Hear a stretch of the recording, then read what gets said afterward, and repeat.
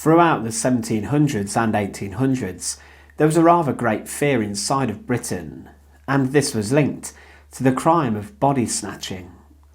Inside of towns and cities, there were resurrectionists, or body snatchers, employed by medical physicians to steal the corpses of the recently deceased to make sure they could be then experimented upon for anatomical studies. However, to deal with this, there were great efforts taken by churches and also families to prevent people stealing the remains of their loved ones.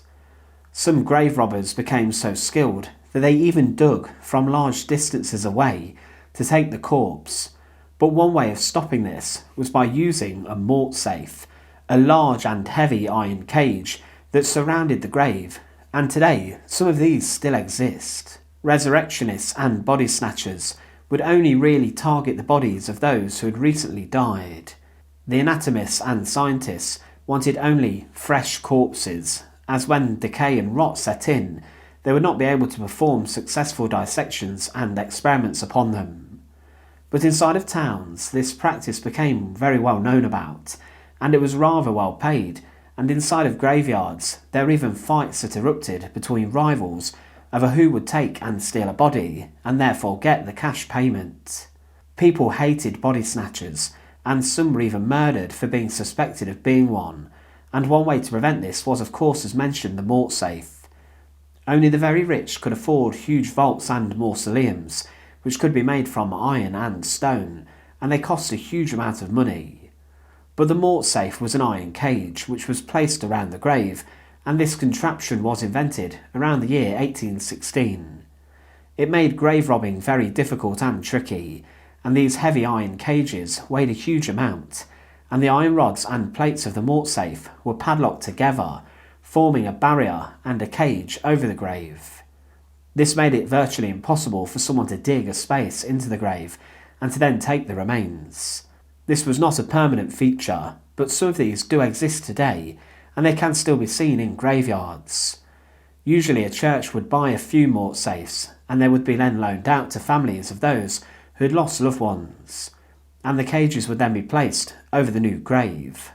After roughly 6 weeks, the mortsafe could then be carefully removed from the grave, and it would be used for a different burial, as the remains inside of the grave were said to have been sufficiently decayed, as enough time had gone past that put the body beyond use for the anatomists and also the grave robbers. Mortsafes came in different shapes and sizes, and the most common form is the iron cage on top of the grave, and some of them are huge iron boxes placed on top of the body.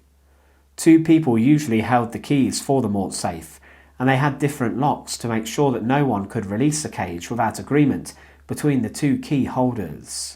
There were even thousands of people inside of Scotland who formed committees and societies who were involved in the protection of dead bodies inside of graveyards, and there were often many people who watched over them at night.